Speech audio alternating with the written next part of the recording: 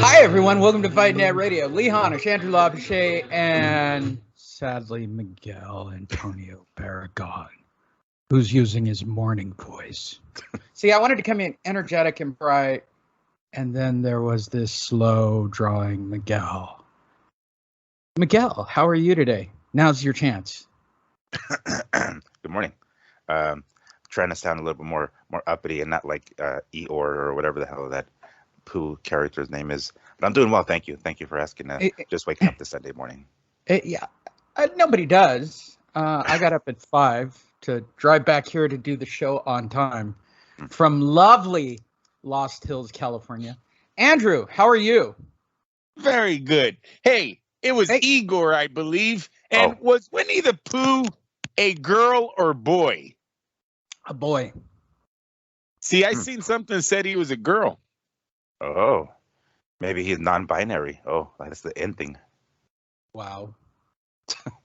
I don't know. Does it qualify? All right, let's hold on. I was confused too.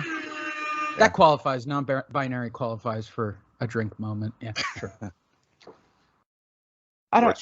How did we get on the topic of Winnie the Pooh? People are listening. Hey, if this is your first time listening, this is Fight Net Radio. Go to fightnetradio.media. There on that very page, you can find ways to follow Fight Net Radio, and you can follow at Fight Fiend Migs, and you can follow at Lee Honish and all my exploits all over California for the last couple of days.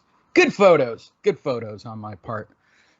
Front row at a concert never looks bad on an Instagram moment. So, hey, go check it out at fightnetradio.media. Also, go to our Facebook page. It's our favorite thing ever. You don't even need an account. That's why I logged out. Check that out. You don't even need an account. You can go check out the page. Unbelievable. I realize most all of you probably have an account already. So, it works out.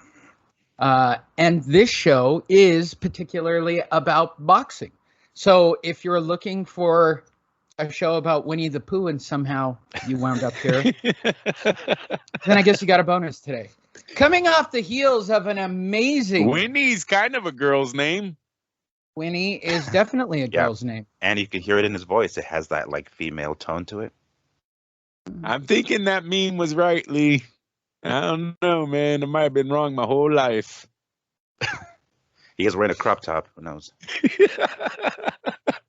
All right, on to the stuff. Sorry, Lee, I got off track. I see. This is where I differ from our producer Sam Navajaro, who called last week's show legendary. This week, probably not, Sam. So lower your expectations going into this one already.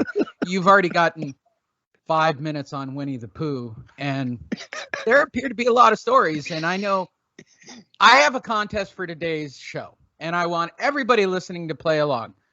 It is, you guys already know most of the news stories for the week. And most of you who listen to this are in the know and know most of the stories. And a large portion of you are writers for the bad material that we talk about each and every week. So here is the game. Which story this week is Lee most excited about? And there is one story, it's in the middle, that really, I can't, there's so much material for it that I physically not even sure. I feel like I'm going to freeze when the story comes up because there's too much material for the story. So the question I asked the panel before we start the show, and all of you playing along at home, what story do you think happened last week that I'm most excited to talk about this Sunday? I start with you, Miguel. Having a general idea of all the boxing stories from last week, do you have any idea which story is making me the most excited for this week?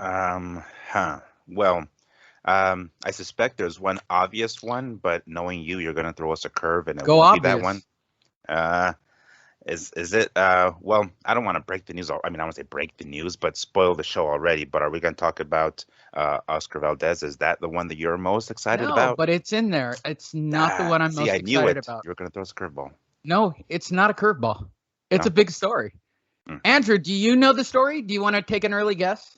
It's going to be Deontay Wilder's water workout video.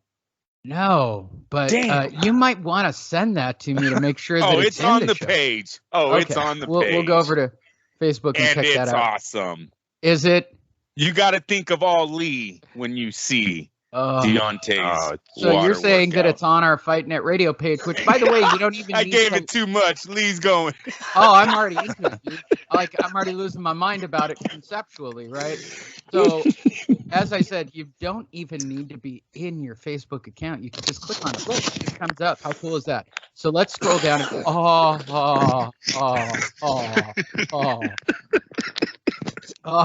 on. Let me set this correctly. Hold on. You guys ready? Hold on. Let me get it just right for everybody at home. There you go. Everybody feeling the vibe? Oh, yeah. The anticipation is building.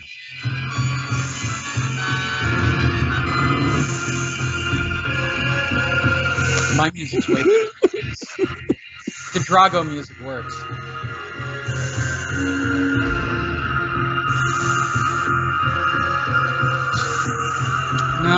No, it's just not right. It's just not working for me yet. Okay, hold on.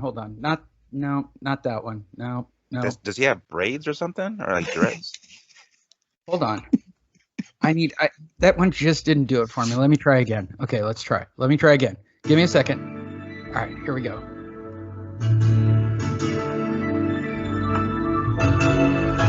Feeling it now, guys? Hold on. If you're not watching the video, you're missing out. All right, here we go.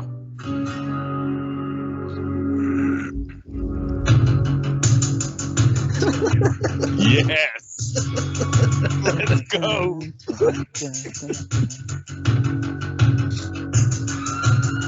Oh! Stop making me want to log in. I know, man. I should log in. There we go.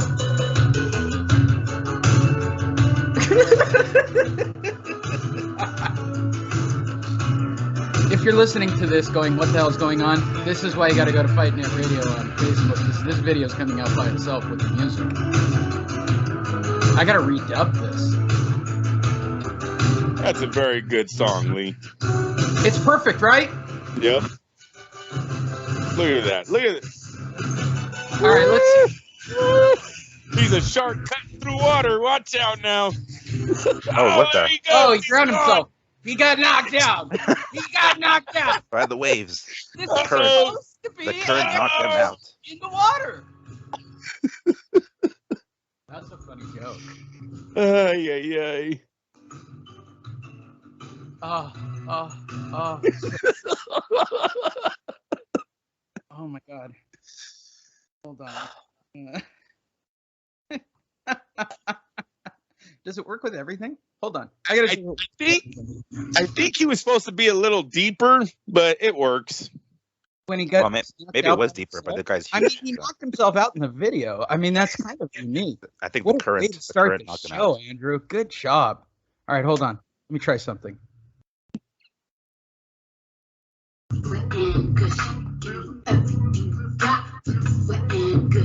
Beat it up, baby, catch a charge. Extra large and extra hard. Put this push your face, stuff your nose, credit card. Hop on top, I wanna ride. I do a giggle, I'm kinda wild. Look at my mouth, look at my thighs. What is wet? Look at my mouth. Sign me up, like I'm surprised. That's role play. I wear disguise. I want you to park that Big Mac truck right in this political ride. Did that not go perfect? Was that not perfect? Am I not being trendy here, Miguel? I got the walk going. The walk. Yes, you're the walk. And I don't need a white Anglo-Saxon Protestant.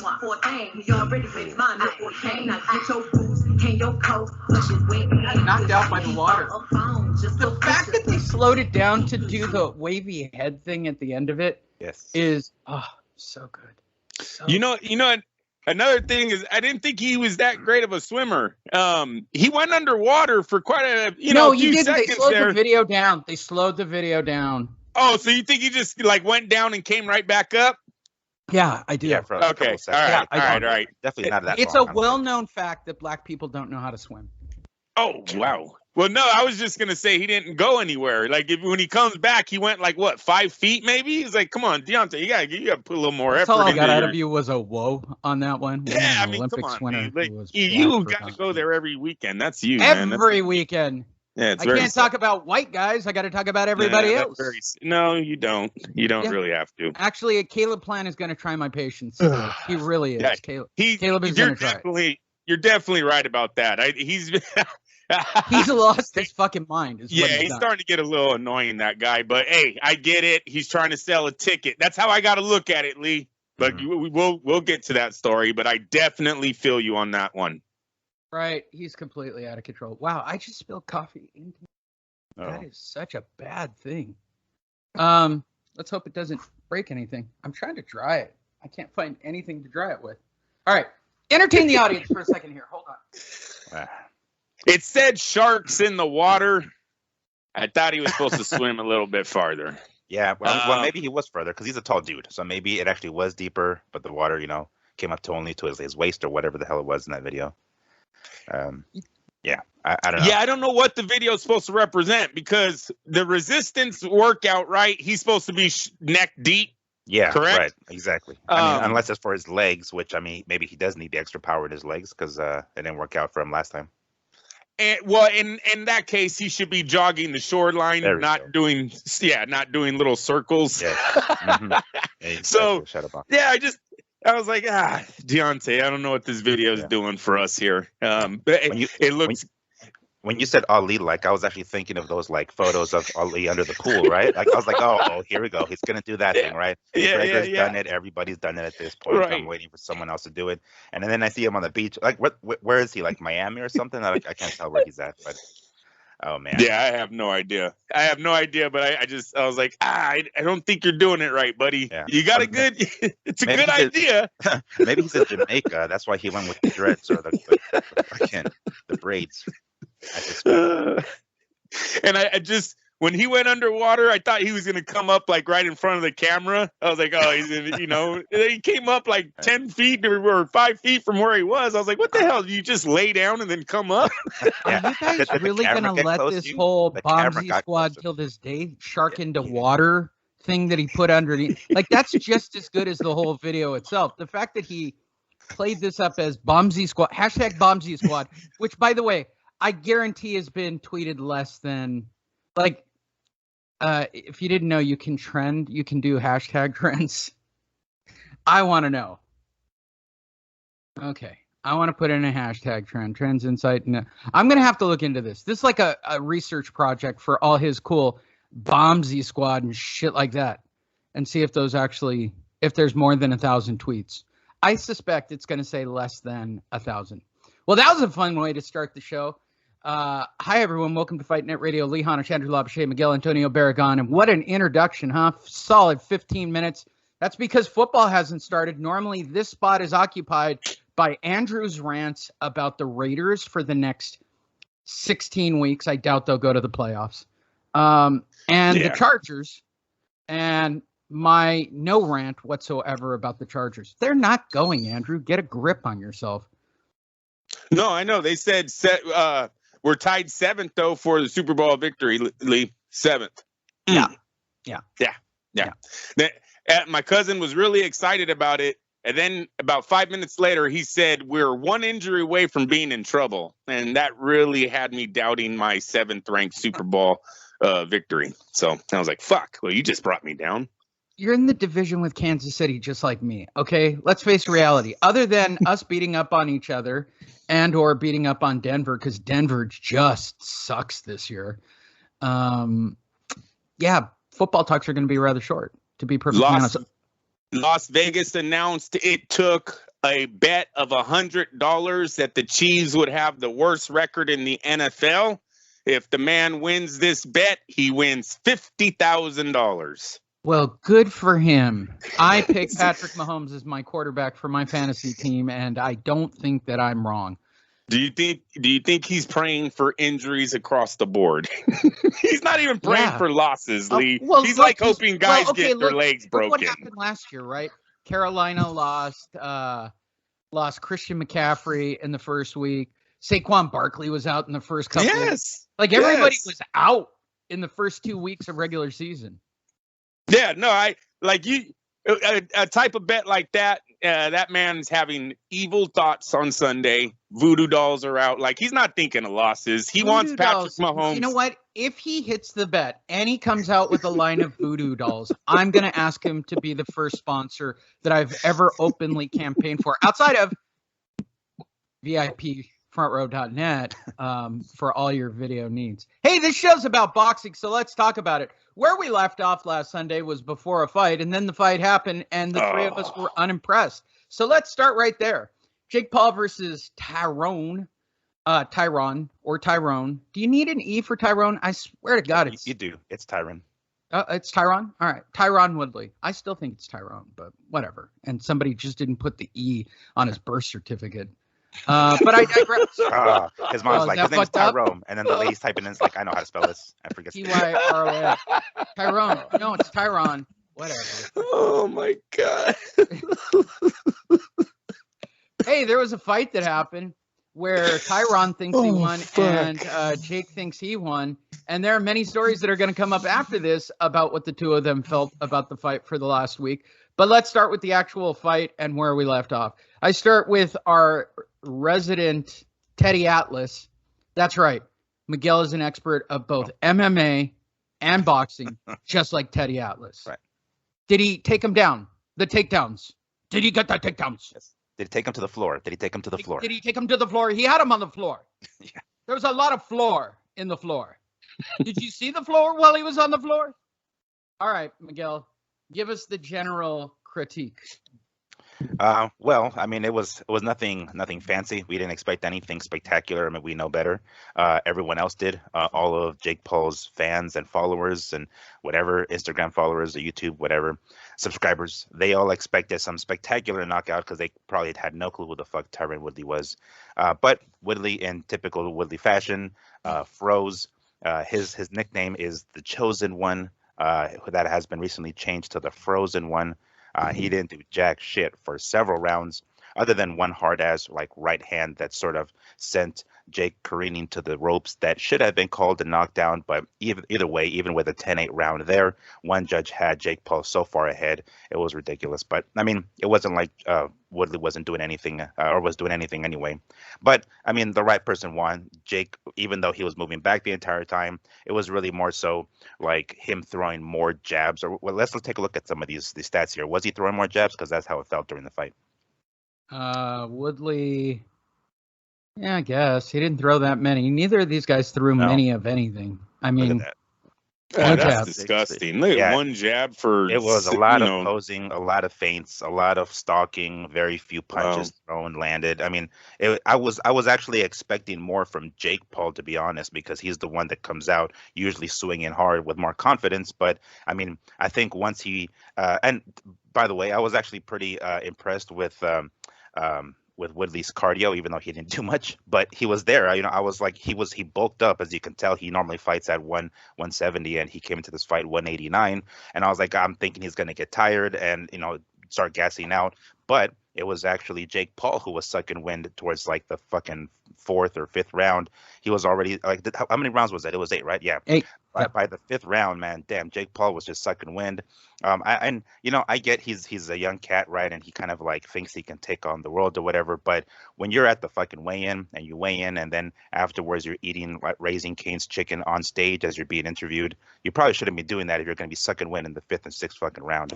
But it wasn't exciting at all. You know, yeah, Jake did a little bit more, and he ended up getting the win. Nothing special. Andrew.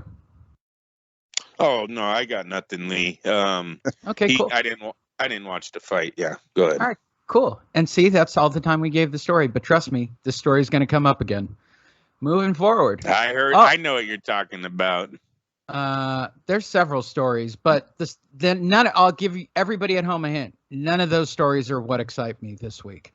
Joseph Parker, manager, accepts offer for Derek Chisora rematch. All right, Joe Parker, Derek Chisora, part 2. All right, I guess. I mean, I don't know why. I guess they can't get a fight with anybody else. And so I start with you, Miguel. Do you care? about the rest of the top 10? Well, I mean, their last fight was a split decision, if I'm not mistaken. So it was a lot more closer than people probably realize or remember. I don't mind seeing it. It's just two more, DAZN or Matchroom people. So why not give them another try since their first fight wasn't that definitive. I mean, Joseph Parker won nonetheless. So it wasn't like it was anything. I think I'm not sure if that's the one where he came back after that spider bite or something. I'm not sure if that's the one that was immediately after that, but nonetheless, I'll watch it if it's going to be on DAZN. I do have the subscription anyway, but not terribly excited for this one. No. Andrew?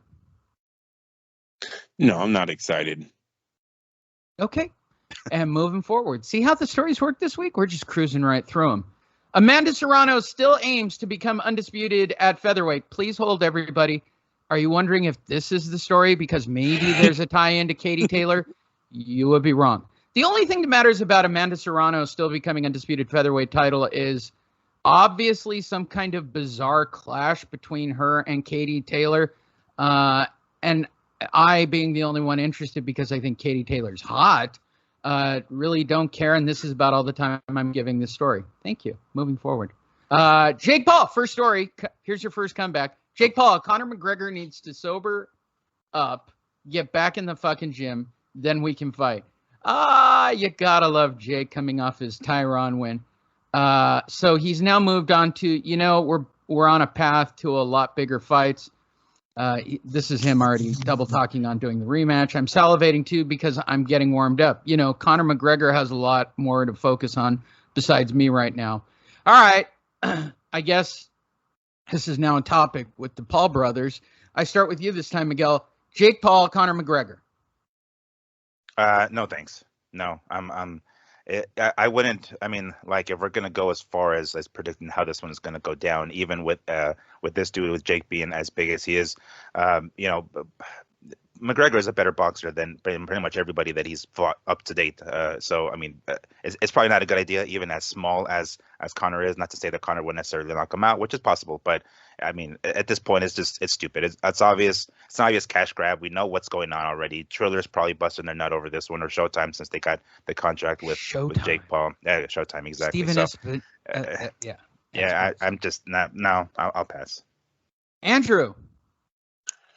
A lot of people will pass, but their fans will tune in. They'll get 1 million buys. This fight will get made. Conor McGregor has a fan base that are loyal to him because of the character that he brings out. Jake Paul has a fan base. Together, this works. I see this fight moving forward as long as Conor McGregor can get back into the ring, and it looks like he is. He's training already again. He's on his leg. So, yeah, unfortunately, this will be coming down the pipeline for all MMA YouTubers. I'm sure.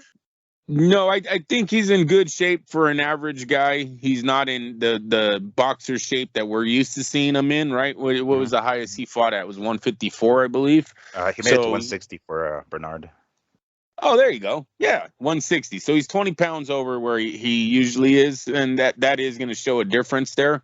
Sorry about that. I forgot Oscar was fucking middleweight. And Felix Sturm. Yeah, no doubt. So 160 is the highest we've seen him go, and he's 20 pounds over that. So that's going to show a difference. So that's why we say he looks bloated or he looks a little chubbier. But no, the guy looked to be in great shape. He had a 6-pack going. His arms are showing muscle right there. So I thought he looked fine for the type of fighting that they're getting involved in, this exhibition/circus shit.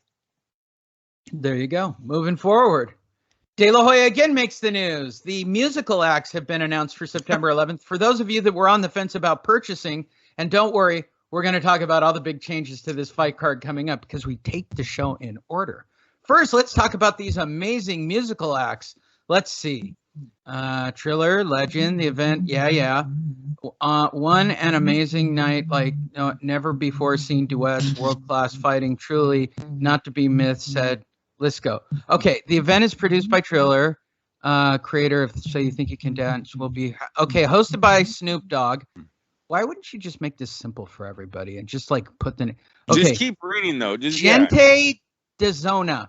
Yeah, that's the one that's going to make me buy. That's a multi-Grammy award-winning Cuban reggaeton. I said it correctly, You Miguel. did. Heck yeah, you did. Alexander Delgado and Randy Malcolm will open the evening's event with a medley of their greatest hits. Oh my God, I'm so excited. Miguel, are you excited? Well, for starters, that is pronounced gente de zona. Gente, like a J. I mean, like a J. Well, in Spanish is J, but it's like a H for us. Gente de zona. I am absolutely not excited. I have no clue who the fuck they are. Look at what it. Wait. Before you go on, this was a concert put in celebration of Mexican Independence Week. Go ahead, Lee. Continue. First one, Cuban. Okay, that's it. That's the end of the story. That's the bulk of their lineup, right there. That's what this whole article led up to. Boom. I was like, are you? Gente. How out of touch is Triller with the Mexican fan base if that's the performer they got for celebrating Mexican Independence Weekend? This is as bad as them putting Jennifer Lopez in the casting of Selena, right? Remember, Mexico just flipped their shit. When obviously at the end, everyone thanked them. But in the beginning, everyone was like, are you fucking serious? We can't even find one. You can't find one Mexican actor that could resemble Selena. We had to go Puerto Rican.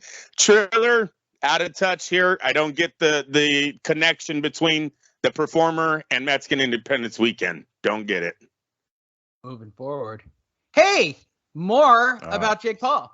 Dana White on Jake Paul's boxing career. His shelf life is very fucking short. Let me say it the way Dana would say it.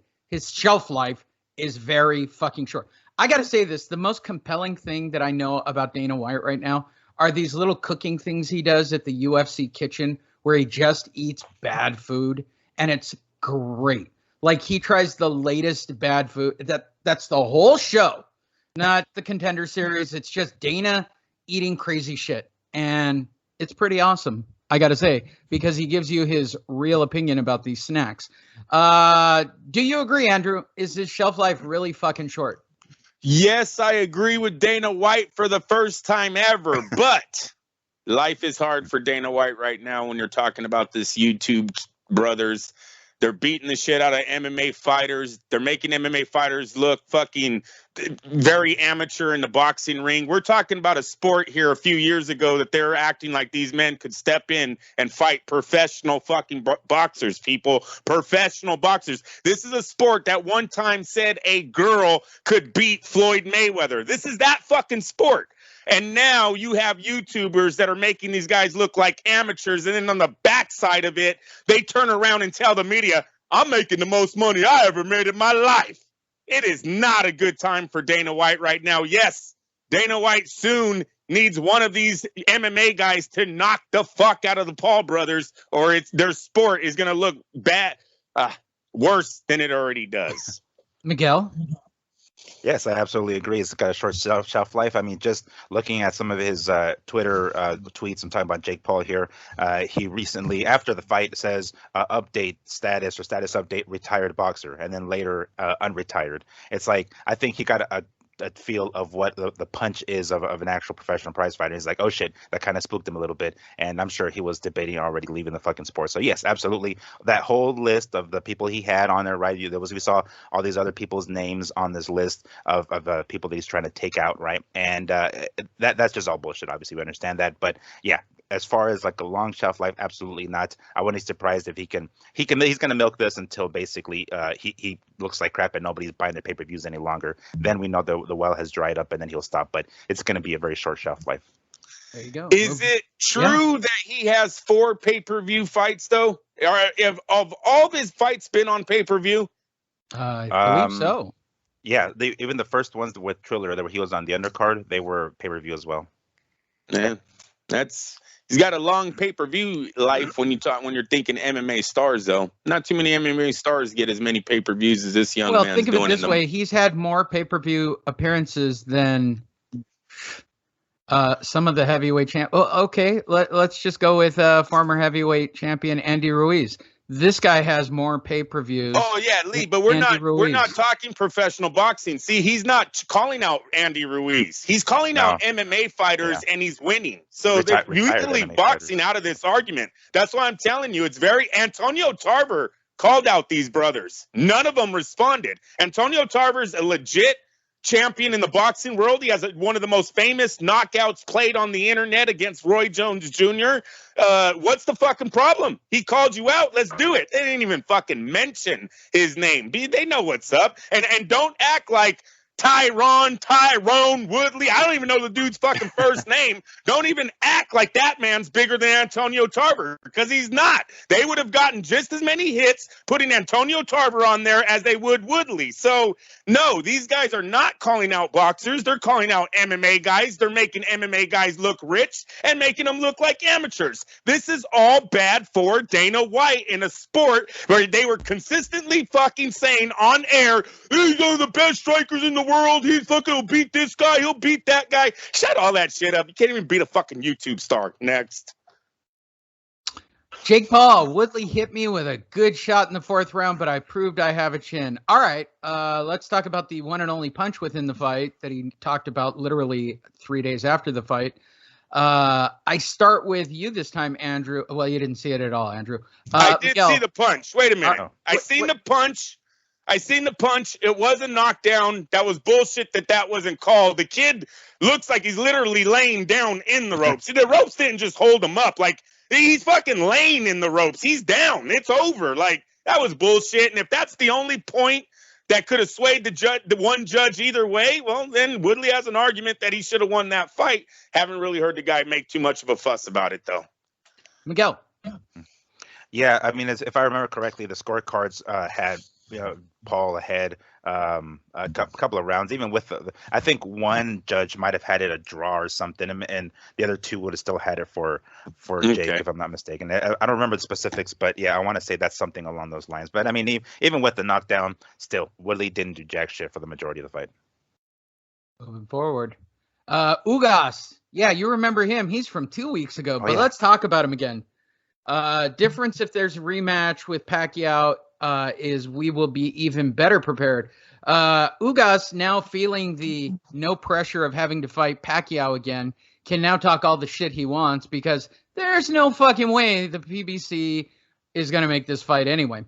But he has taken the advantage of blah, blah, blah, blah, blah, blah. I'm awesome.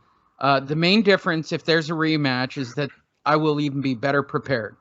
Okay. This is an important distinction heading into the rematch where I will have a full training camp specifically preparing for Manny Pacquiao. Manny Pacquiao is a legend. He is a warrior. All right. Do you believe that the outcome will be any different in a rematch if Ugas gets to prepare Andrew Labuschagne? No, I think it's going to be the exact same fight, and Manny's going to be at the mercies of the judges one more time. Miguel.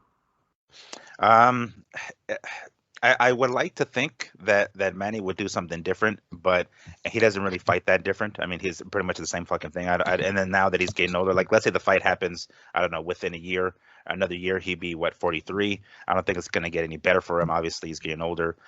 No, probably not. I don't anticipate a difference if they fight a second time. Moving forward. Yeah, Hey, the biggest. yes, go ahead, Andrew. The biggest problem with Manny in the Ugas fight was the size, right? He threw the punches. Manny threw 800 and something punches. So that was accomplished. That's good at 42.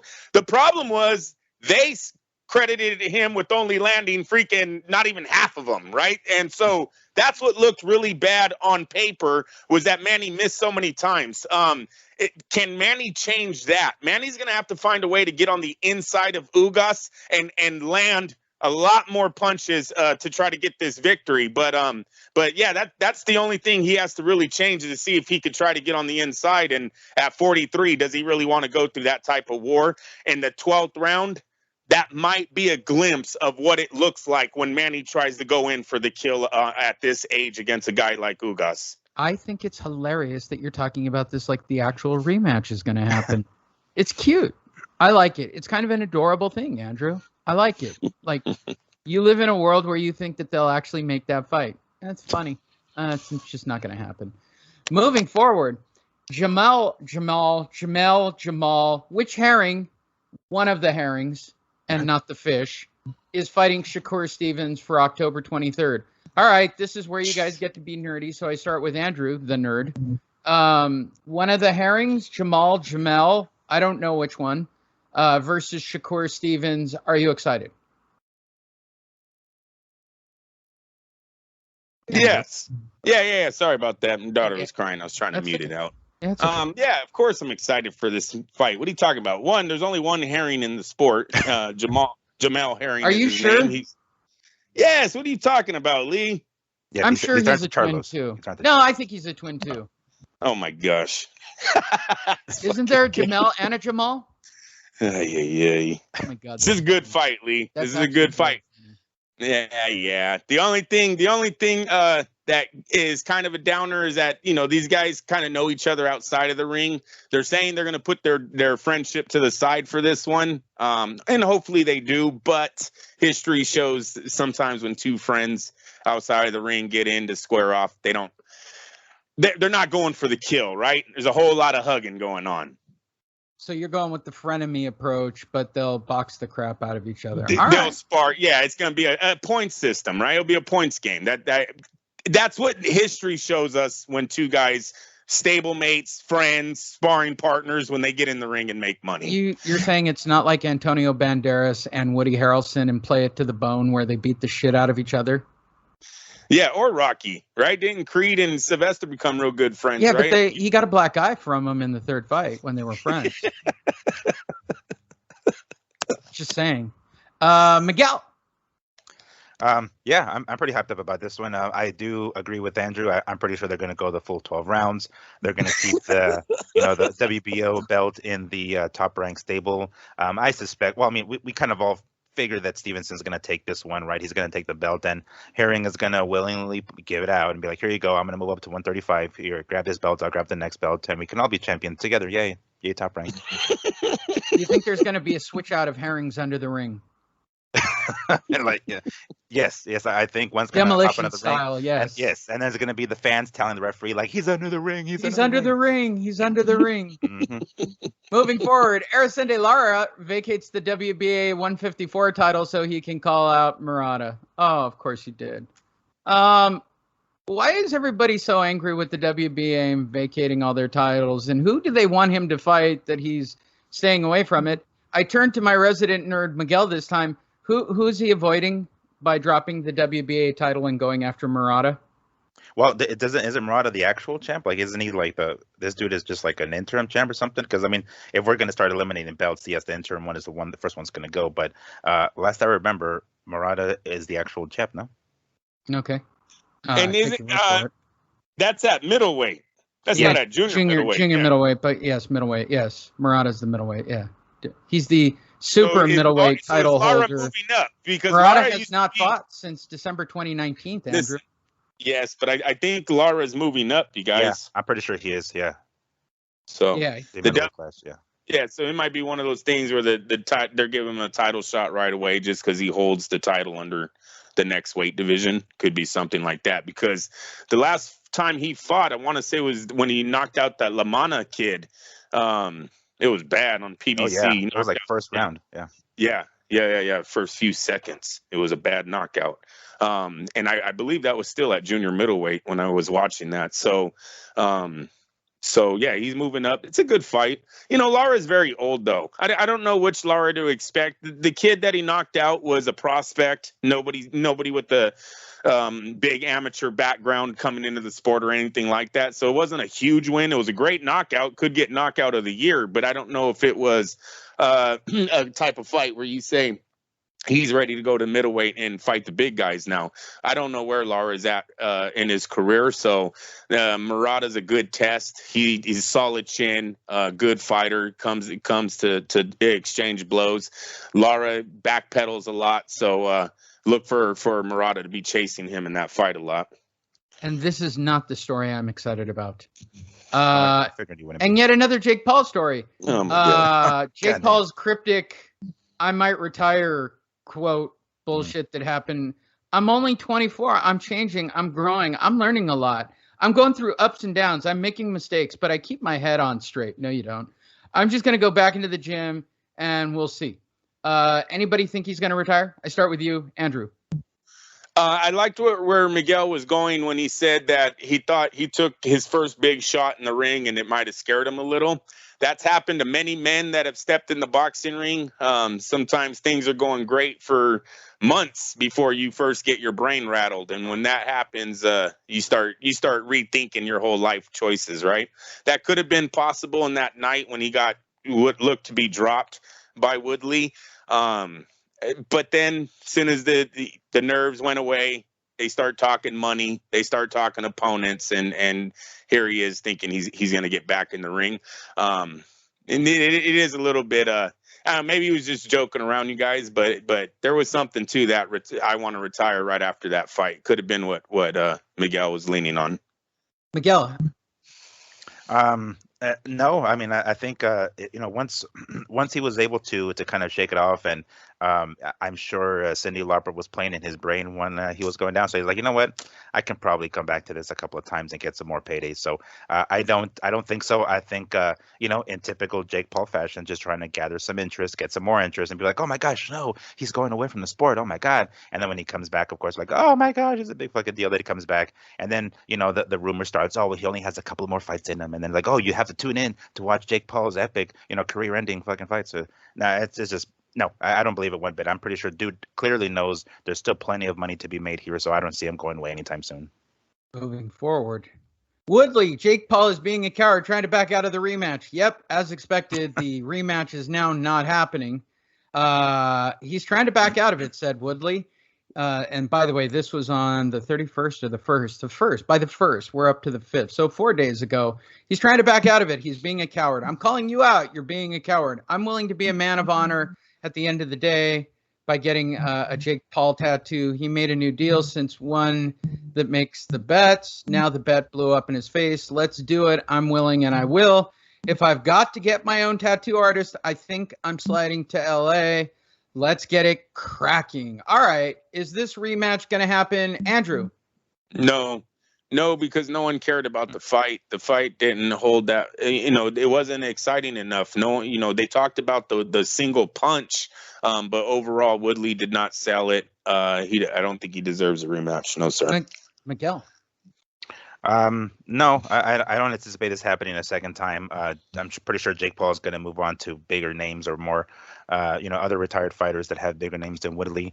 I mean, there was a lot of stuff going on back, I think during the press conference or the pre-fight press conference with someone in Jake Paul's corner or entourage talking mad shit about Tyron's mom or something.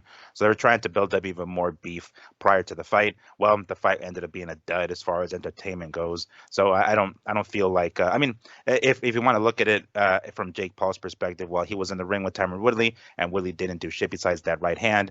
He's like, well, okay, well, I wouldn't be surprised if they do a second time and it's the exact same result. But I know, I'm pretty sure Jake can sees more dollar signs with somebody else that's a bigger name. So I don't really think this fight's going to happen again. Moving forward. Teddy Atlas, the split decision was absurd. There were many more times they went to the floor. And Jake probably won 6 rounds. All right, I just wanted to do that. All right, we'll move forward. Canelo named the world's most marketable male athlete. Anthony Joshua came in at 75 and Gervonta Davis at 89. I don't know what I find more remarkable in this pile. That Canelo is the most marketable male athlete in the world. That Anthony Joshua's at 75. And that Gervonta Davis made the list, period. Yeah, it right? kind of makes What's the most list remarkable part of this story? I know Canelo being the most marketable athlete. I get that. All right. Anthony Joshua being so low and Gervonta Davis being on the list. I start with you, Miguel. What do you find most remarkable? The legitimacy of this list.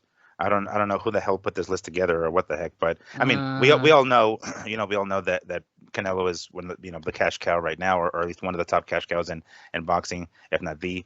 Anthony Joshua is one of the other ones, of course. Gervonta Davis, I don't know, but I mean, he is at 89. I'm not sure out of how many the list are. Is it 100 89? Or 150? No, listen, Miguel, this is a list through all of sports. All of sports, but yeah, right. I'm saying, like, Simone Biles is on the list. Everybody's on the top list. 100 or top 150. Yeah, Simone's on the list. Tennis star Naomi Osaka, who plays soccer. There Ashlyn are Harris. What? Those are females. Yeah. There's backup players in soccer and in the NFL that are known more throughout the world than Gervonta motherfucking Davis. I could think of 100 more. Yeah, there's no way Gervonta Davis is one of the most sellable athletes out of the whole world. And number 89, he comes in. Come on, you guys. We understand. We understand Canelo and Joshua. They're international. They're different. I was named. He's from Mexico. Canelo's from Mexico, and AJ from the UK. But I mean, Gervonta's from the US. I mean, is it really that? Other than people in the US, does anybody else know who Gervonta is? No. Yeah. And off his last pay-per-view numbers, he's not really known in the U.S. Wow. Shout out to Floyd. Good prospect. Moving forward, Eubanks Jr., a fight with Golovkin. I was going to put this after his actual fight this weekend. He talked about it again. Eubanks is all about the Golovkin and the dollar signs. He did have an impressive win, as did Katie Taylor this weekend. We probably won't give any time to either of those stories, but let's just talk about Eubanks Jr. getting fucked up by Gennady Golovkin, when in fact Eddie Hearn has done everything he can to pump the brakes on Eubanks Jr. and try to get him to understand that he could be a megastar, but he wants mega dollars. So I start with you, Andrew. Mega dollars or Eddie Hearn's version mega star? Although, admittedly, Dillian White is one of his stable guys, and he's not a megastar, at least for the right way. What's a fight with Golovkin will be nothing short of epic, Warren. Well, he did this right after the fight, too. He notoriously, after the fight, just calls out big names, and Eddie Hearn's like, cool it, mate. He's actually said it live on the air. No, Yeah, you got to, cool I out. remember. Right? Yeah. This is the thing with Eubanks. He's all about the dollar signs and doing the Floyd Mayweather thing and getting pushed. It happens frequently with his after-fight interviews. So I'm asking you, Andrew, is he ready for the big time, or should he just stay on the Eddie Hearn safe and steady, build your record? Well, it matters what kind of career he wants, Lee. If he's looking just to get paid, then he tries to fight the champions right now and make his money. He's not undefeated. I believe he lost to Billy Joe Saunders already once in his career. And he has another defeat to somebody in the UK that never made it in America either. You guys look up his record, you probably find it. But no, so the guy really never made it out of the UK is what I'm trying to say. He has 2 defeats in the UK against top middleweight contenders that came to America and never made it themselves. So where does that leave Eubanks Jr.? Well, he better have learned a lot of boxing between those defeats and now, or he's going to have the same outcome as they did and not make it over here. So take your fight, do whatever you want. I don't really care about you. Eubanks is more mouth than he is action in the ring. So I don't really have too much more to say about him. Miguel? Yeah, it looks like George Groves is the second dude that he lost. Yes, he got those 2 losses. Thank you. Yeah, so I mean, and that was a unanimous decision, by the way. But if Eubanks, I mean, obviously he's looking for the big bucks, right? And he sees what Billy Joe Saunders did, came to the U.S. but didn't exactly make it, but in the process made a huge payday. So I'm pretty sure that's what's on his mind. So he's like, you know what? It's time for me to fucking sell out. Let me go over and get my ass handed to me by fucking Triple G, but I'll take a nice payday in the process and then say peace. So sure, yeah, why not? Throwing him in anyway. Why not? George Groves had one of the greatest ring entrances for a prospect that I've ever seen. It was like, I don't know, 4 black tinted window Mercedes Benzes pulls up to the casino. He's in the middle one, nothing but black suits around him. It was like the guy was the president. I don't know. I was like, who the fuck is this kid? And Carl Froch ends up knocking his ass out. But yeah, it was like, dude, he came out. This was the golden child when he came out for his first fight against Carl Froch. There was some mafia that was backing him seriously. All right, moving forward. Felix Trinidad to Oscar De La Hoya. No, I am not coming back to boxing. Darn. I know many of you followed this story from last week, but let's update with his quotes directly. He was left with the desire, but I'm not coming back to boxing, Trinidad told Telemundo. Carlos Narvaez? Yeah, Narvaez. Yeah. The R's in the wrong place. I'm just saying. And there's an extra A in there, it appears. We offered Oscar the fight 8 times. 8 times he had the opportunity to face me since I beat him in 99. And he did nothing. I am already retired and fat and bloated, and I'm not going to train. It's too much work. I mean, let's be brutally honest. Are you sad, Miguel, that we're not getting a Felix Trinidad Oscar De La Hoya fight? I am sad. I was hoping, our FNR prediction would be true, and he would actually come back to the ring. Considering his current circumstances, I'm sure he's in need of some finances. So I figured, he's in that position. But I mean, he's fought and beat I don't know how many Olympic gold medalists on his record. So I'm pretty sure he wants to keep that intact as much as he possibly can. So maybe he just stay away from the ring. But man, I hope he changes his mind. I don't know if the dollar signs start calling him. Maybe he does change his mind. I don't know. He has $30 million, Miguel. He has $30 million. Yeah, that's what it says. He has a net worth of $30 million. Wow. That net worth was in major jeopardy, though, Lee. We already covered this. He was having some serious financial issues in Puerto Rico. There was a big story on it. How Trinidad didn't make that much money in his career. He was with Don King, and Don King did not pay him like Floyd Mayweather. So, yeah. There was reasons for him to come back. Look, he's always been described as a simple man, right? Out there in Puerto Rico, didn't live that big lifestyle, mansions and Bentleys and all that. He was never about that sort of life. So maybe whatever money he has left, he's able to live off of, or maybe he just doesn't care about where he is financially. I do question we challenged Oscar 8 times bullshit. And we all know Oscar's a money whore. We all know Oscar won that fight. Like, Oscar was not scared of Felix Trinidad. There was no, oh man, I don't know if I really want this rematch. Don King ran when they got that win. Let's put that on record right now. When Don King got that controversial decision in Vegas, he knew he wasn't going to get it again, and he checked out. They go to junior middleweight, and then they go to fucking middleweight. They totally, because he thought he was going to dominate the middleweight division. Bernard Hopkins was a 6-1 underdog. He was not supposed to win that fight. Trinidad had just knocked the shit out of William Joppi in the fight previous, and David Reed. I think he even beat, or David Reed's junior middleweight. Yeah, Joppi's the WBA middleweight champ that he beats right before Hopkins. Yeah.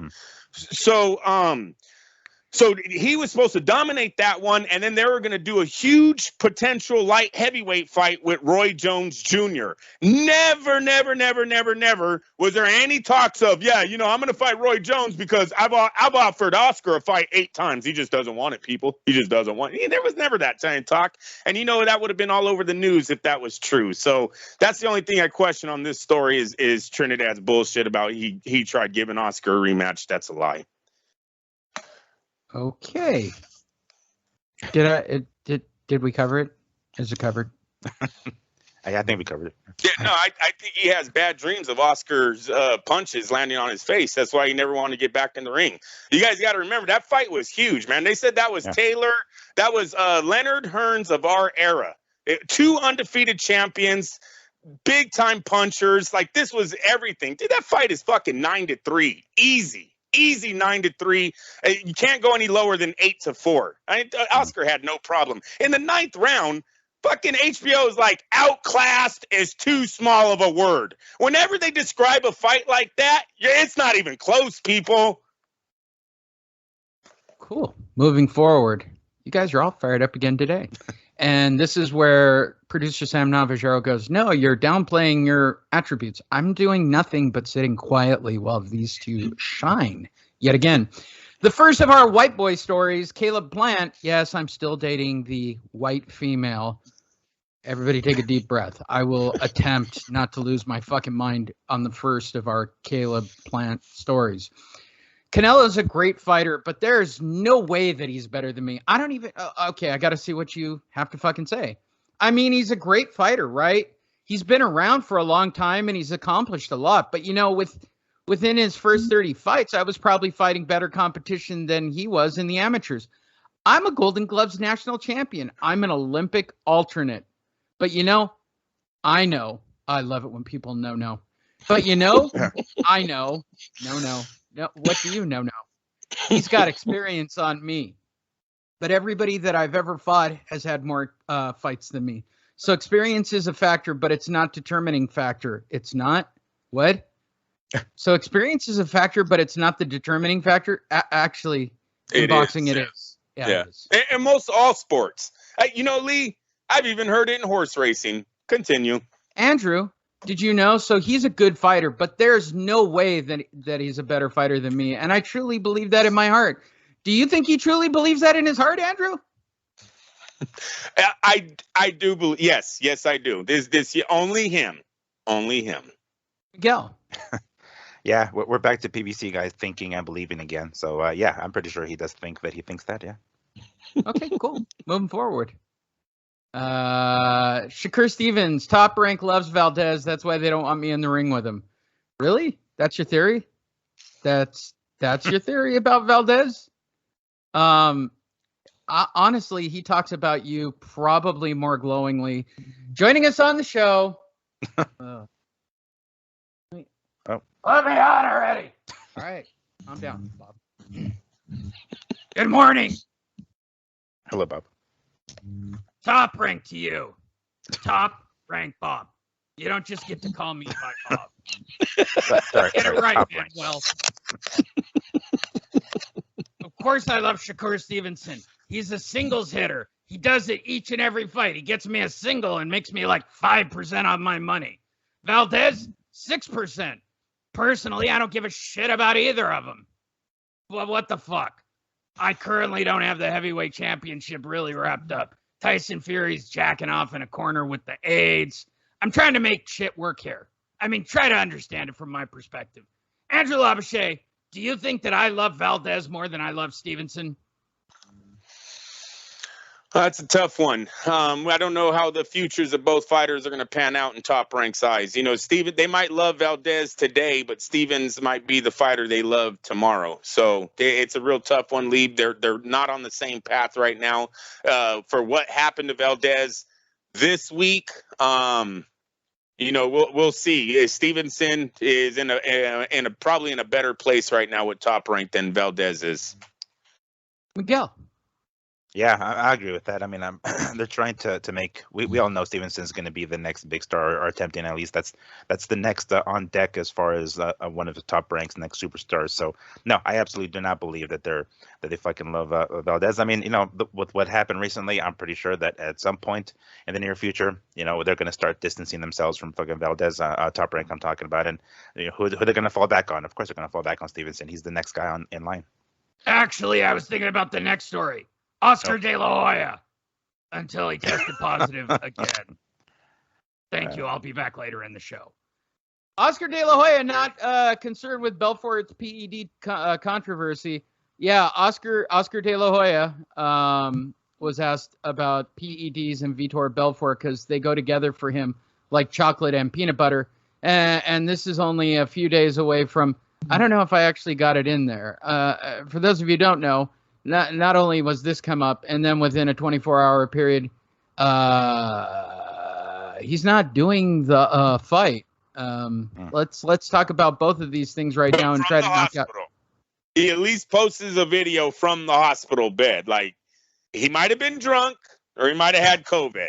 I don't know. You know what? I think that's a stock photo that he keeps when he says, "I got the AIDS." So he has a picture of himself already like he hired a photo shoot for that. He looks pretty bad. He looks pretty bad. He sounds bad. But like I said, very much could have been Oscar after a fucking 24-hour binge at a bar too. It could have been alcohol poisoning for all we know. Yes. Yeah. Do you believe him, Andrew, or do you think it's the fact that not a single fucking ticket for this thing is sold? Lee, there's so many things. He could have got injured. That could have been back pain medicine he was on while he was talking in that camera. Because we all know he has a bad back. That was one of the things that held him out of all of his comebacks. This man has asked to come back to boxing way more times than we know. And what's always held him out, told to me by Eric Gomez, is he has a bad back, chronic back issues. On the video, drunk, drugged, COVID. Who really fucking knows, man? No sales on tickets. I don't really know. Because, Lee, when you talk about the sales of tickets, I don't know how much Oscar was making in this fight. They never brought that out. You know, maybe he was only making $1 million. Well, they don't need to sell that many pay-per-views and that many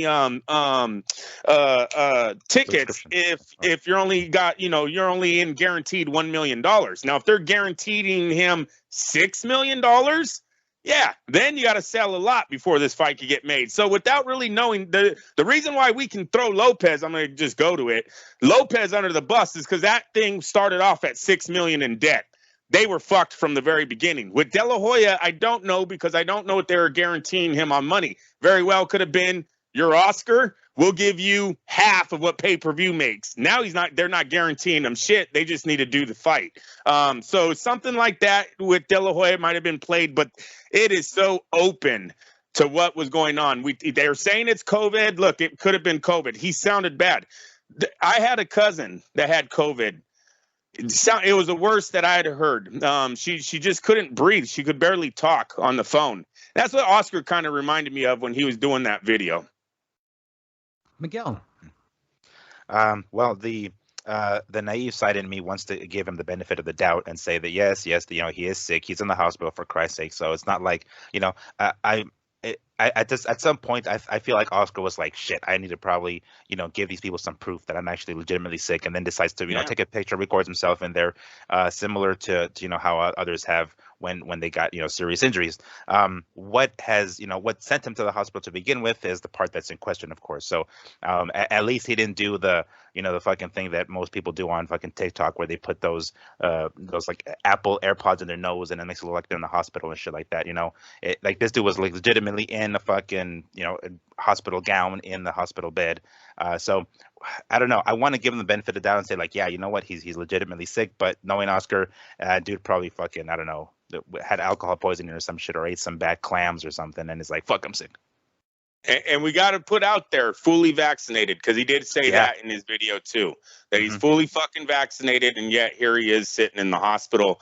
Very healthy man. Did you guys see the meme of him and Joe Rogan? No. So Joe Rogan and De La Hoya both got COVID. Joe Rogan, I guess, you know, doing everything Republican. Oscar, vaccinated, healthy guy, blah, blah, blah. Joe Rogan was doing the fucking the dewormer medication for animals. Did you guys hear about this? No. I want to see this now. Yeah, so Joe Rogan was doing treatments of that, where I guess, you know, the CDC or whatever was like, don't fucking do that. It's all bad. Well, he was doing it. He's not in the hospital. Oscar De La Hoya, fully vaccinated, in the fucking hospital. So there's a meme of that going around right now. Nice. Moving forward, let's talk about the next cool thing. Oscar Valdez tests not once but twice dirty, which out of the, as I recall, this is not the first time for the Reynoso camp, correct? Hey, Lee, can you play the lamp, Lee? It happened. Jeez almighty. All right, hold on. Lampley, it happened. Go ahead and talk about it while I try to find it. Oh, it's not a good situation. Miguel, go ahead. Take off. No, it's not. I'm glad that Mike Coppinger, how you pronounce his last name, corrected himself. He did initially report that Oscar tested positive for some sort of diuretic, right? Which is common knowledge that diuretics is often used to flush out other banned substances. Right. But then he went ahead and actually corrected himself and said, no, it wasn't actually. It was phentermine, which is like some sort of weight loss pill or prescription. I'm not even sure if it does require a prescription or not, but nonetheless, I'm glad that he corrected it. Not that it made it any better necessarily, but of course we want to have the most accurate information before we pass judgment, which we all know we're going to do.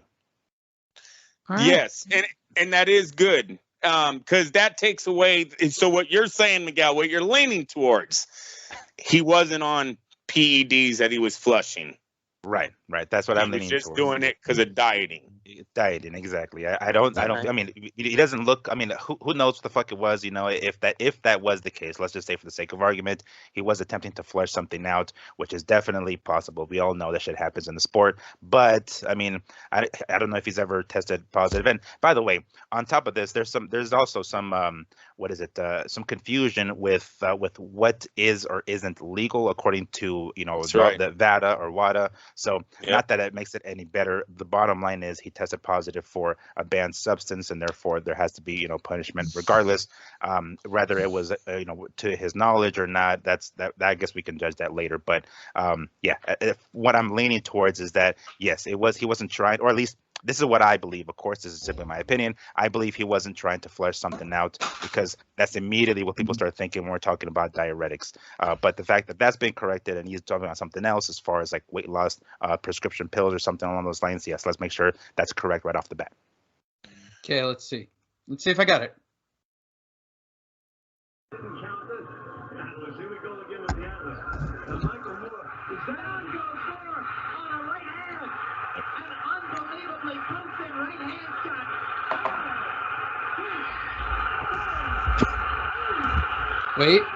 Wait for it.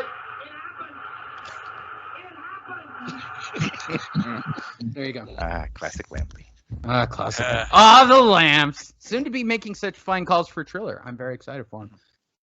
Way to take a payday, buddy. Eddie Hearn, Chris Ariola. No, wait a minute. You didn't even let me talk. Oh, sorry, Andy. Go ahead. Reynoso, I'm glad Miguel cleared some of this up, but Reynoso had this thing. This was a bad situation for his gym at first. Look, we were questioning the power of the Reynoso stable a few months ago. Valdez had the one punch knockout. Canelo's literally crushing, you know, Canelo said it himself, I punched him and crushed his skull. They had another prospect, had a one punch knockout on the same night that Canelo crushed a man's skull. One punch. And so we started saying, you know, how good Andy Ruiz looks all of a sudden. We were like, this motherfucker better not start looking in shape. Bam, now he looks like he's in the best shape of his life. There was a lot of, people wondering, trying to think. They don't need a dirty test, is I think what was said on this show. Well, it fucking happened, you guys. The dirty test is a hell of a drug, Andrew.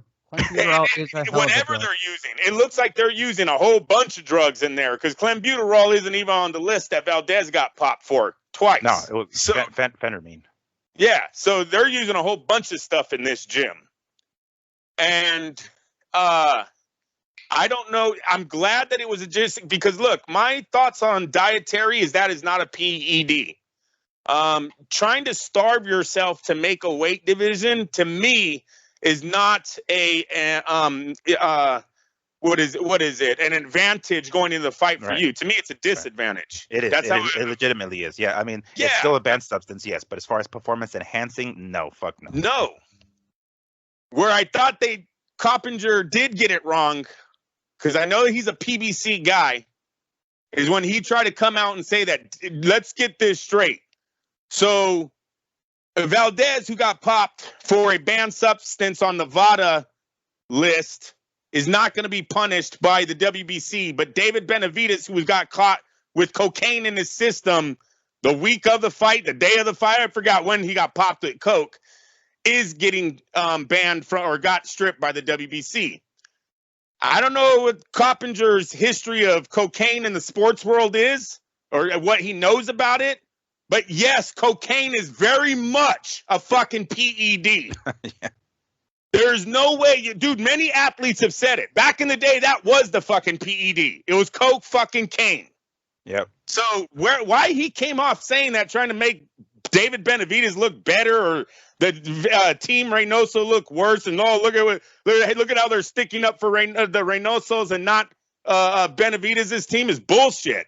A dietary pill is not a PED. It might be on their list, which I want to talk about real fast. It might be on their list, but it is not what cocaine is to the sports world. So there's that. And then there's this. The boxing world needs to get this shit straight now. I'm tired of this fucking WADA. Who the fuck are we going under? It's time we get one of these guys out. Now, I'm going to raise my hand that if my sons are fighting, I want the Olympic Drug Testing Committee, the people that look over the whole freaking Olympics, I want them to be testing the boxers, not some voluntary drug administrator that was put together by Floyd Mayweather. Am I not mistaken? Didn't Floyd is the one who introduced the VADA into boxing? Yes. Right? He's the one who wanted this whole clean, oh, we're going to do voluntary testing. And then Lee, it started coming up at the end of Floyd's career like, hey, wait a minute. Weren't they telling him when the tests were? Like, we all knew they weren't going to bite the hand that fucking fed him, right? When the things came out that Floyd was getting numb shots in his hands and all that, everyone started looking at VADA like they were protecting Floyd, which they should. He's the one that made their business. We got to get rid of them. WBC, you got to get rid of them. If you want to make a clean program, do it with WADA. Do it with WADA, but we don't need two of them. I don't take it as an excuse. I don't take it as an excuse for Valdez to be like, oh, I didn't know which one we were going under. But I blame boxing. I blame the bosses in boxing for not coming. Go ahead, Miguel. Sorry. No, I was just going to agree to that. Yeah, we're not, this isn't to justify, the use or whatever. Whether it was intentional or unintentional by Valdez. It's to point out a glaring fault here. It's point out like, look, this is part of the fucking problem. Getting everybody on the same goddamn page. Hell, even athletic commissions. Some have the standing eight count. Some don't have the standing eight count. Some have the 3 knockdown rule. Some don't have the 3 knockdown rule. It's like fuck it. It's like that with mixed martial arts with what is considered a down fighter. And if we're all playing on different fucking rules here, it's bad. And it's yes, the larger point and the bigger picture is the fact that Valdez got caught pissing hot for whatever the fuck supplement it was. But it's like, can we all get on the same fucking page here? We all know the rumors, or rather they're confirmed or not, of Floyd being given fucking exceptions for unintentional use of so and so and so and so. So whoever the fuck it was, it probably was VADA for all I know. I don't remember which specific one it was, but yes, it does point out the discrepancies between these agencies. Are we all there?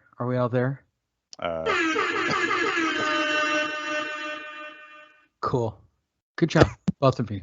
That was a very long hot take. I know it was a big. Wait, hold on. What, Jim? Thanks, Jim. Lee. Yes. Lee. In the Olympics, Valdez wouldn't have been penalized, and in the UFC, Valdez wouldn't have been penalized. Kevin Iole wrote the story this week after the dirty test, and he explained how in the UFC this wouldn't have happened if Valdez would have been fighting. This wouldn't even have been mentioned. Boxing needs to get it right.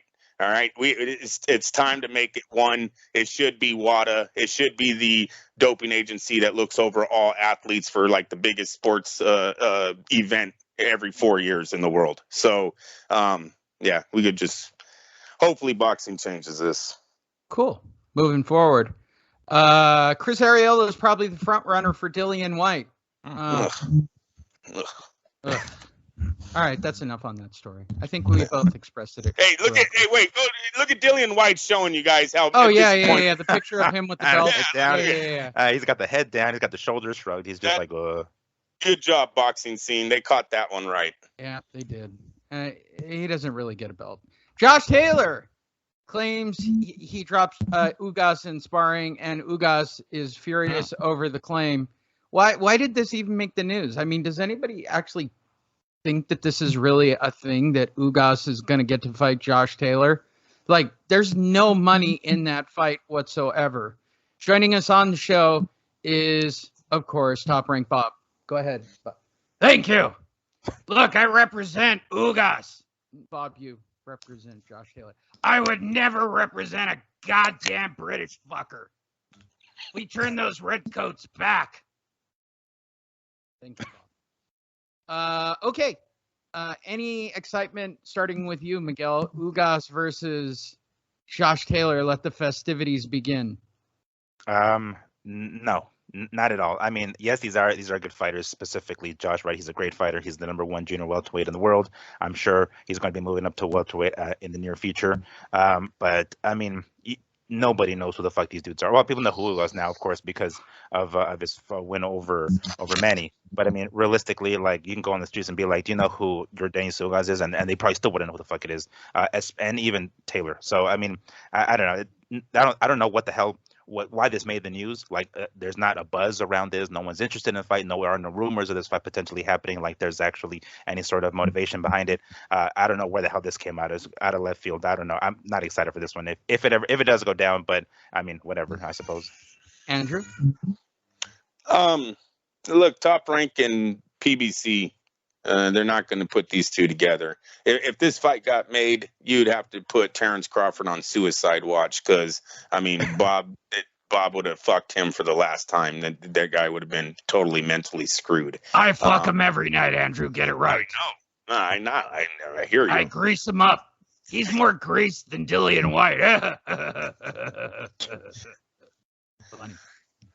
Yeah, nobody cares about Oscar Valdez. He got cleared. Blah, blah, blah. John Fury, when Tyson retires from boxing, he'll probably go to MMA. John Fury's a very funny man to me. He says the craziest shit about his son. I don't even need to read the quotes. I don't remotely believe that Tyson Fury is going to go to MMA ever. But it's fun that John Fury says it. Miguel, is there any chance that Tyson Fury goes to MMA? No, I don't believe so. I mean, he is 33. I mean, you know, a lot of fighters right now in the mixed martial arts are in that age range. But when he plans to retire, probably isn't going to be anytime soon. I don't believe. So I don't anticipate that happening. I mean, even if he was of the age, I still don't think he'd fly over unless maybe, you know, Triller decided to get into the MMA fucking business and try to get some big names in there, which that makes sense. But no, absolutely not. I don't think he's ever going to enter the MMA cage. Andrew, John Fury, crack smoker? No, it's more the MMA wouldn't take the fight. Many champions, Lomachenko just called out, said he'd fight in the cage if they gave him $1 million. They didn't respond. They don't respond to these kind of challenges. Mike Tyson challenged them. Kermit Centrone challenged them. Many champions in boxing said they would step into the cage. I think Tyson Fury would do it one time. I don't think he would try to make a career over there. But if that sport was, you know, paying their fighters heavyweight money, what's Tyson Fury make? 25, 30 million? They don't pay him that. They would laugh at that kind of shit. Yeah, so well, that's why they're not taking any other ones, because any of the other fighters who they want the big paydays, and right now the UFC is like, no, we're not going to give you any fucking paydays. That's one of the reasons why they're not going to say no. So that's the fight would never get made on that reason alone. But would Tyson Fury do it one night? Hell yeah, I think he would. Yes, sir. All right, moving forward. Hey, more Caleb Plant. Caleb Plant blasts Canelo Reynoso after Valdez positive. Yeah, you knew he wouldn't stay quiet on that one. What did you have to say this time? Damn shame. Some people want to be great so bad they cheat. And then there are people who want to be great so bad they don't. Doing that isn't confidence, it's fear. All of a sudden, we got chumps at home with their feet kicked up on the couch spinning a Modelo who overnight know exactly what the drug and that drug does, but can't even pronounce the drug. Okay. Nah, Reynoso and Alvarez deserve bitch of the year. Wow. All of them are suspect. Middle finger emoji. Yeah, he's literally reporting a text. And did you guys, he's describing the emojis that a grown-ass man is putting on a fucking text message to a reporter? That's what times we're in now, huh? All right. Listen, Andrew, everything out of that camp is intentional. They have the knowledge and experience to know better, and the resources have the best of the best in whatever they want. But taco emoji or piece of meat emoji or some green tea emoji is the reason. Nobody puts anything in my body without me getting it approved first by VADA. At this level and with everything that's at risk, why would I let somebody else play with my name? Shaking head emoji. So after everything a fighter works for and sacrifices, you're just going to let someone tell you to take something and you're not going to ask what it is. Okay, I kind of agree on this whole thing. I know this for a fact because I have trained at really dumb levels and I know everything that I ingest or inject. Is there any chance that Valdez just didn't know what the fuck was going on with his herbal tea, Andrew? No, but no, I don't know where this dietary supplement came from. Was it tea? Was it a pill? I really don't know. I'm glad. Well, for Canelo, it was tainted meat. Well, no, but Canelo got caught with another type of drug, though. They're not the same. Right. So Canelo, yes, bad. And they're But for different things too. The drug that Canelo got caught with is supposed to do something different to your body than what Valdez got caught with. I understand that. It's the point of now everybody's just going to say Reynoso's people Yeah, are they're gonna all lump them all taking together. something. Yeah, they're Yeah, gonna lump right. them all together. Yeah, and Lee, we all seen this coming though, especially when you look at their last performances. Come on, Ryan Garcia. His whole body changed. That's another one. Look at what he looked like when he goes to their training camp and what he looks like today. Now, you could say age, maturity, all of the above, right? But it's still suspect when Andy Ruiz did it, Al Valdez did it, Canelo, one of the greatest looking Mexicans body-wise that the sport has ever seen. We were like, dude, where does this come from? No Mexican has ever looked as chiseled as Saul Alvarez did in those first two Golovkin fights, and then he gets caught dirty. And he gets caught, and I believe it's the same drug that Fernando Vargas was caught on when he fought Oscar De La Hoya, and I remember everyone going, oh my God, Vargas looks like he's in incredible shape for this he just fight. got a nutritionist. Wow. Yeah. Whoa. It's a hot Now take. the That's a house fire is on alarm. fire. Get out, Lee. Yeah, I'm not getting out. I'm hoping it gets reset. I'm not stopping. We've set my place on fire. It's pretty loud. Well, funny that it happened right now before I mute my mic. The biggest story of the week and the one I'm most excited about is the one with the fire detector. Oscar De La Hoya reveals that he was raped at the age of 13. He was raped by an older woman. Okay, listen. You were not raped by an older woman. You were. Thank you for that ending. Smoke detector. If I shut the door, will that get rid of the one?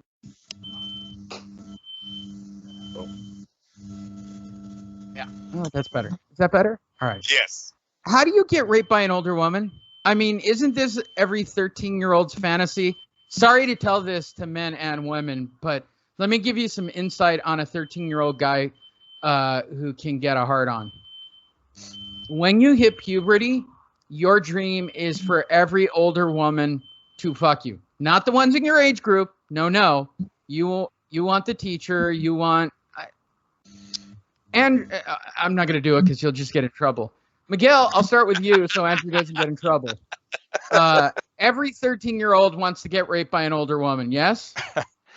Well, yes, but that's irrelevant. What the person actually wants is irrelevant. They're a kid. They're still not able to make those kinds of decisions. That's the reason we have laws. Yes, do they want it? Of course they fucking want it. But the bottom line is he's underage. If the woman is overage, it's if we were to flip the script and we said, oh, but this girl was 14 and she really wanted it. Okay, obviously we're not going to make it okay. The bottom line is it's still against the law. So yes, obviously guys, our fucking hormones are raging around that time. But it's not the same. I know, sorry. but I know. Same. That's the problem, though. It should be the same. The laws should go through everything. It should. Yeah, it should. yeah, Let's see it what absolutely Oscar does. says about his very raping. Sexist. Hold on. Yeah, Let's the see what laws he are says about his crazy raping. fucking Hold on. sexist. Okay. I was raped at 13 from a woman, an older woman. 13, lost my virginity over being raped, basically. I was in Hawaii. All right, well, that's a problem right there. I think that's a problem. At some tournament. Okay. She was over 35. Okay. You suppress everything. What? You're living this life, the golden boy, but oh shit, wait. That's still there. Like I never thought. See, he does that thing with like. Listen, I never thought. I never possessed it. I mean, I never really thought how my feelings are. Until just one day it comes out and you got a spoon up your ass, right? And you're dressing in women's fishnets and shit, and you're acting out. And it's because a 35-year-old raped me. It's not because I like doing that shit. That's basically what he's saying. Sorry to paraphrase it for everybody. And by the way, some of those were actual real quotes from De La Hoya. What a fuck trying to make shit out of his... Fuck you. Totally you were into it. Totally. You cannot rape... I hear Miguel's point. Listen, and if it happened to my son, would I be mad at... I don't know. You're asking the wrong dude. I just completely understand this, and I do not believe that Oscar... I guarantee Oscar went back and told everybody that he fucked an older woman that night. Absolutely. He's like, dude, I scored. I can guarantee you. I mean, every fucking dude would think that exact same thing. Like, His oh, I fucking little scored. 13-year-old thumb dick Yes, but got his fucking some action. his body is not catching up to his brain, or the other way around. His brain is not I catching know. up to his body. That's all that happened. Could When it he was have been happening, hit enough times? Wait, let's Lee, plausibly talk Lee, about when this. it Go was ahead, Andrew. Lee, when it was happening, did he get excited? Of course he did, because the act happened. So he did get excited. But when you grow up and you rethink the process that it took for him to get excited, is probably when he realized, oh yeah, she fucking raped me. Like, I didn't know we were going in that room to have sex, but when we went into the room, she's the one who locked the door. She's the one that went down. Like, I didn't even kiss the girl. It just happened. Like, of course, while she's doing it, he's like, oh my God, she's really going to do this. Oh my God. Like, yeah, I get what you're saying there. Doesn't mean that the process of how that happened wasn't rape. It was still rape. Predatory. But, It was predatory regardless. yes, but there's a flip side to this. And it's going to be really dark on Oscar's career if this comes out, you guys. But there was a rumor back in the day that Oscar de la Hoya had to pay off a young maid in Mexico that he raped during one of the Olympic trials. Okay? Ooh. So Oscar really needs to fucking watch himself here, because this is bad when you want to start throwing that word around and you might be guilty of this bullshit yourself. But yeah, that Top Rank had to pay someone off when he was 18 years old. Listen, bro, that was consensual sex. I guess he stuck his head out the door and grabbed a maid that was walking by. Listen, bro, I didn't know that was his girlfriend. I didn't know they was were Mexico. good friends. The laws It are was different, Mexico. It's not even like the real world. It wasn't That's that different, because exactly. Top Rank supposedly had to pay someone off, so it wasn't that different. Oscar really needs to watch himself here. This is a guy who is very thin ice when it comes to the public opinion on you. You know, you fuck around and now you get this girl to drop her bombshell story of you doing that to her when she was 16, 15, how old she was, but she was underage. Yeah. You're going to start looking like a bigger creep than the third. You know, you're going to have a guy like Lee going, that wasn't rape what happened to you, but what you did was rape. That's going to turn really fast. Yeah. And how old was De La Hoya at the time? Do you remember? I mean, it's still, if he still raped a chick, he still raped a chick. But you remember how old he was? Was he underage as well? No, he was above 18. He was above 18. Yeah. There you go. Moving forward. And yes, that was the story I was most excited about. You guys put a damper on literally 90% of the jokes I would have done. I mean, fuck you both for being politically correct. When Oscar first brought that out, that was the first thing I thought about, is how this can blow up in his face. How did you not think that this was the story that I was earmarking for the day, Andrew, if you knew this story? Yeah, no, my bad. Yeah, that just screams for me to do something about it. And then fucking Miguel had to go all politically correct. Hey, Eddie Hearn, Jake Paul should fight Conor McGregor. It's actually quite a good fight. Really, Eddie? I mean, what qualifies you to make that sentence other than you want to promote it? Look, you've got to take your hat off. What Jake and Logan did, I don't know which one's which, but it was quite amazing, you know? And the show was packed. Boxing is a tough sport to crack into in America. We found that. It's not like the UK, and I think they're doing a good job, but I think it's about to fizzle out. Okay. I think it's hilarious, and I just wanted to read that story that Eddie Hearn is now basically jockeying to, I should promote your fights, guys. Nah, I don't care about that. Let's go to more crazy Caleb stories. Hey, I'm not doing this for the money, or I would have jumped to a 5-week camp. What was your quote?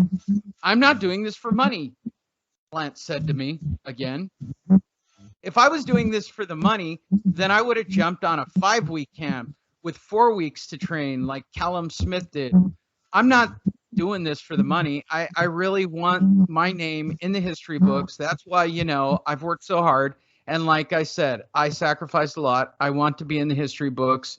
And that's why I'm doing this. Okay, well, I didn't think you were throwing the training camp until you told me you weren't doing it for the money or throwing the camp. Now I think you're throwing the camp and taking the money completely. If you had never have said this, it would have never came up, and I would have never have made mention of it. So I start with you, Miguel. Think he's going to throw the camp, and is he going to drop weight and get paid?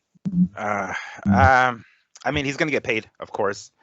So yeah, most likely. I don't like like we talked about this before, Lee, when we interviewed him back in the day.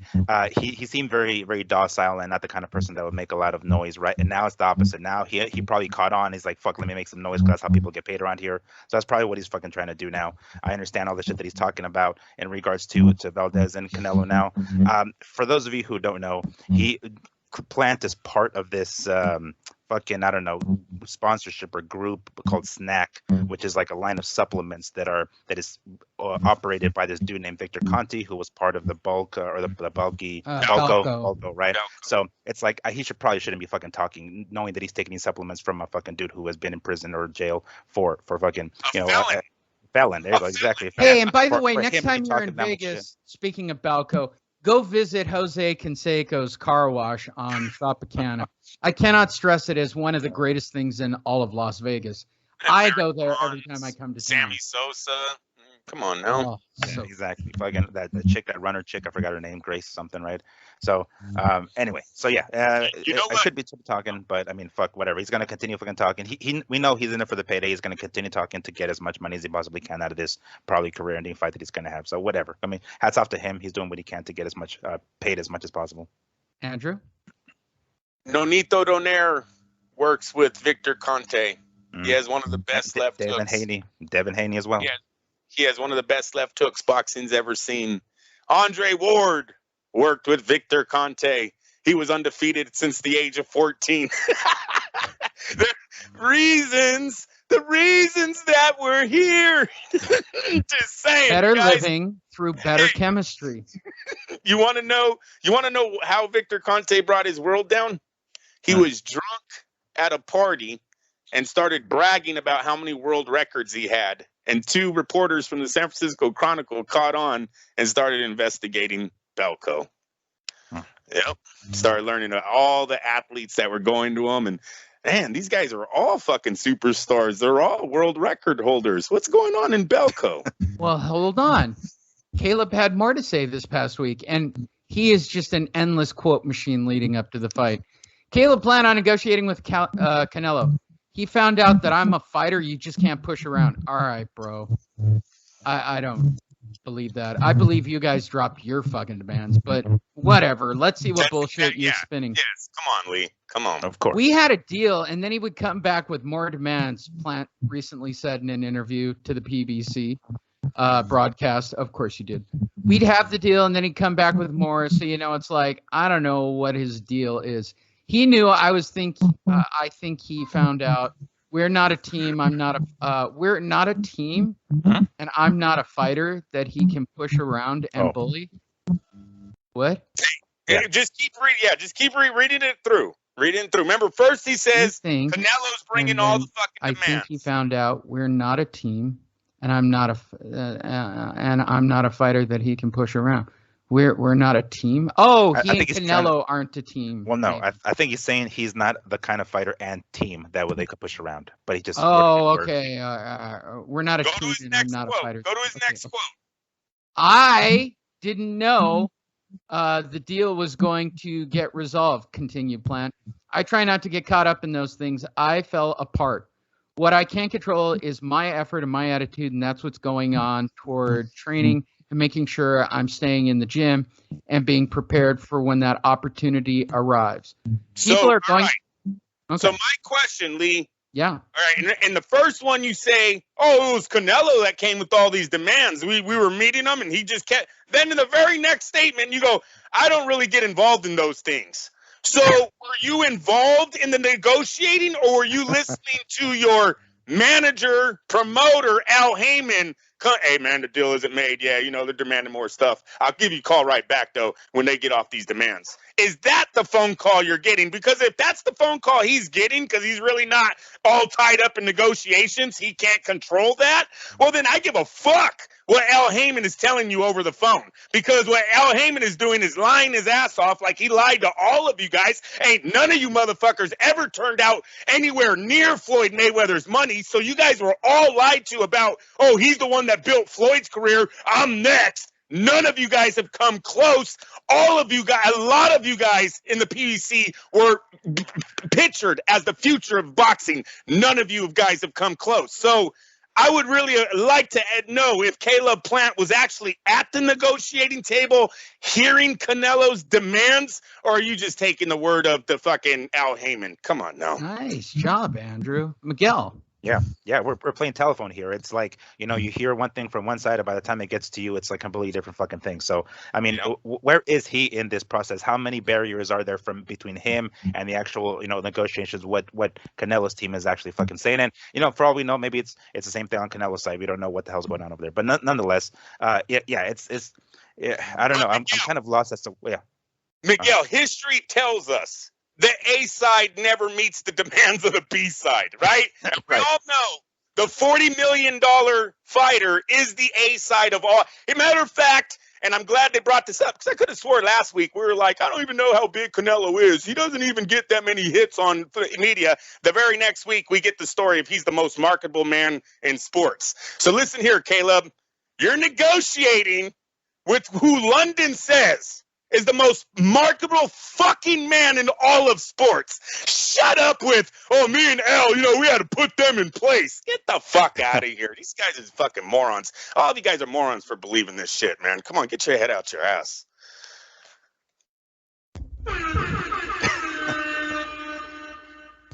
Strong. And if you're playing the drinking game at home, there you go.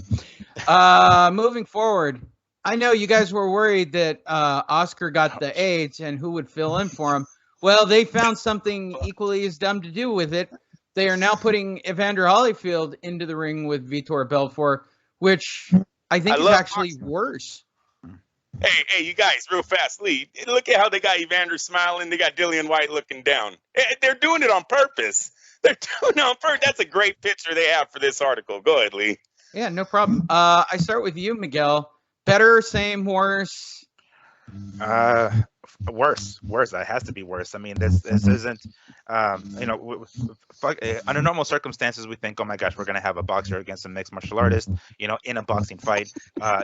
We know the fucking boxer is going to wipe the fucking floor with him. But now we're talking about a 58-year-old boxer who's going to be, 59 later this year against a dude who's fucking, Vitor Belfort, who's on TRT. What the hell? Earlier this week, I think last week, there was a young girl who passed away in Mexico from getting, knocked out in the ring. It isn't until, God forbid, something like this happens that Triller kind of gets into the picture like, oh, snap, maybe we shouldn't be doing these kind of like circus type fights because some shit can seriously go down. Like, no, they're just thinking dollar signs and that's all they're thinking about. So this is probably fucking worse. We know we called Evander Holyfield the Rocky, right? He's getting smarter. He's getting older. He probably needs the money. We know how 12 kids he's got, or I don't know how old they are at this point. But it's just like, this is just a bad idea. The Triller should just be fucking stopped at this point. God forbid something serious is going to fucking happen here. But yeah, I mean, come on now. This is a worse idea. 58-year-old against Vitor Belfort, who's on TRT and is like, what, 44 or something? Yeah. Something like that. So what's the worst, to answer your question? Much worse. All right. Andrew? Jeanette Zapata, I believe is her name. She died and she fought in Canada. Canada. What was glaring about this case or this situation was the young lady had 6 professional fights, I believe. This was her 7th, and she had been knocked out 3 times. I don't know why the commission ever granted her a license. I think anybody with a common sense knows that a chin never gets better. When a person starts out their career getting knocked out 3 out of 6 times of being in the ring, their license should be revoked. Yeah. Boxing the last time was in May too. The last time that she got knocked out was in May. So yeah, terrible all the way around. But I really blame her team, her manager, all of them for keeping her in that ring when they knew she was not a fighter. All right, she might have the fighting spirit, but she is not a fighter when her brain is getting knocked out that much in 6 professional bouts. Moving on to Holyfield. Mm-hmm. This is a great fight for Holyfield. And I'm going to tell you why. He's been waiting for this moment for a long time. And he needs to capitalize on this big time. He needs to knock the shit out of whatever 58-year-old fighter he has left in him, because that's all Evander knows. This is all he has. He's been a fighter his whole life. He isn't going away. He needs to knock Vitor Belfort the fuck out and then call out Mike Tyson in the most ugliest way he can to try to get that fight back on with Triller. Does he need to eat Mike Tyson's children? And you read my mind, Lee, because I was he needs to about stomp to on the say that. testicles. Yeah, no, I was about to say you're absolutely right, Lee. He needs to make a statement like, "I want to eat his fucking kids," and let that hit the internet and the news the next day. Well, I guess in this case, I want to eat his pot. I mean, his kids. Whatever. Yeah, this is his moment. This is his moment. You knock him out. I would call out the UFC. Not, hey, you guys. Not because I want to fight the UFC, just because it gets me more headlines in the news, right?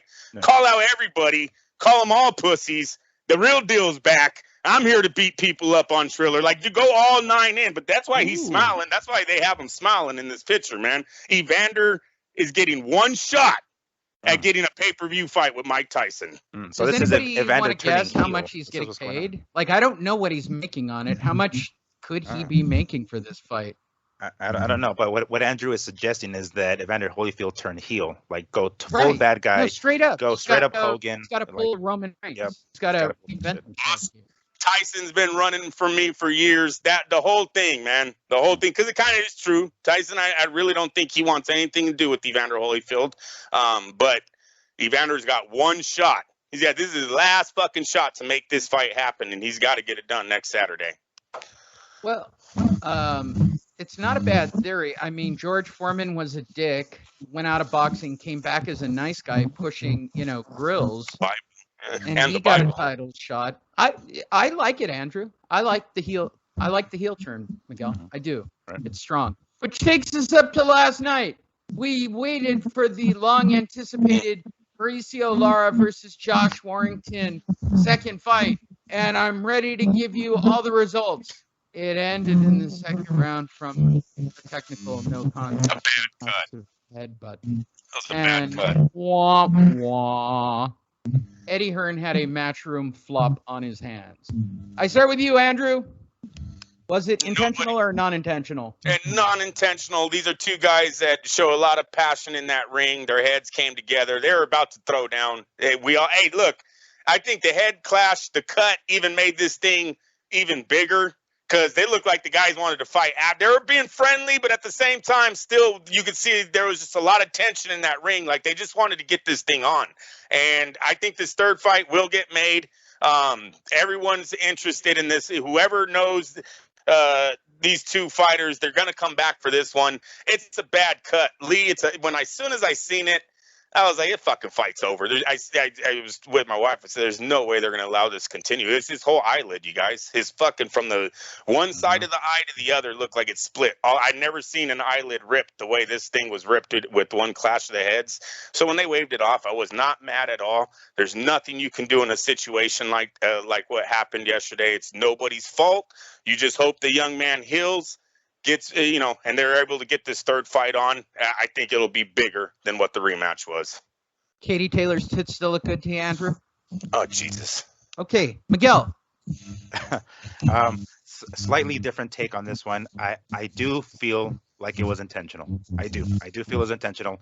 There were a couple of times where they would come together and Warrington came in with his shoulder hard and it landed and Lara looked at the referee like, dude, come on. And referee didn't say shit. He wasn't catching on. Could have been a language barrier for all I fucking know. But a couple of times it happened. Yes, I want to say they headbutted one more time prior to the actual headbutt, and each time it was Lara getting the worst of it. It looked intentional. Not that he was intending to get the cut necessarily, but it appeared as though Warrington wanted to come in more rough, more rugged. He was going to make it more of a brawl. He felt that he could probably, maneuver him around a little bit more with that power and try to kind of take Lara out of his game planning, make it a rough fight for him.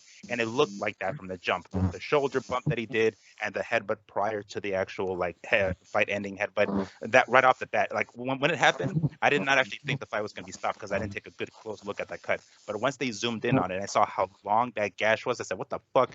This was clearly done. Obviously not to cause the cut, but he was doing it that Evander Holyfield style where he comes in with the shoulder, comes in with the head, and it just looked bad. When I saw that, I was like, man, fuck this way. And yes, unfortunately, it came before the fourth round, so we couldn't go to the scorecards, and that's another matter. But that a couple of times when I saw that, I was like, wait a second, that shit did not look unintentional. Chavez used to lead with his head. Yeah, Timothy John Bradley used to lead with his head. Evander Holyfield used to lead with his head. I mean, listen, these guys. That's why I said the tension was high in that ring. There was a lot. Really there was a lot on the line there. They were about to throw down, man. I didn't have any problem with how it happened. I just want a third fight to happen because I mean, even Lara, you can see Lara was like hitting his chest, but then going, like fuck you guys. He would say it like immediately after trying to congratulate everyone, and he was just so pissed off that the fight got stopped, man. We all were pissed off. Like this is a morning fight. This is the few fights that I actually get up to watch, and I'm like, fuck yeah, cool. I pop it in, right? And I haven't watched the undercard. I'm like, cool, this is gonna be a good morning. Let me give me some breakfast and watch some killer ass fights. And then the fight ends, anticlimactically. I'm not sure that's the word, but it's just like, come on. And then me and my dad are watching, and we're like, what the fuck? Like, is the referee not gonna like stop this? With this intentional coming in with the shoulder and whatnot. So yeah, I mean, yes, granted, I don't think he meant to actually cut him open, but I think that kind of coming in like that to make the fight more of a rougher one for Lara, I think that was intentional, and that was an unintentional end result. Yeah, I agree with that. Hey, and then what I was real suspect on was the work of the corner and Lara's corner on the eye. Were they gluing that motherfucker together? Like, it was like they weren't using Vaseline, right? He was pinching it, and like I think he was smearing something. Like he was trying to put super glue on that thing, man. Like, and then when he got out of the corner, I was like, no, that did not help. I don't know what you did there, but that doctor, he looked at it for like 5 seconds, and this shit's over. Yeah. Well, there you go. That takes us, because we have a couple of minutes left to make it a full 2-hour show. Let's take it a little bit further, shall we? Let's talk about next week's fights, just for the sake of argument. So on Friday night, it is Valdez versus Conceição. Miguel. Conceição? I mean, he's Brazilian. No, I don't. What the hell is that noise? Yeah, what's that background? And not me. I'm in quiet. I'm in a room. Me too. Not me.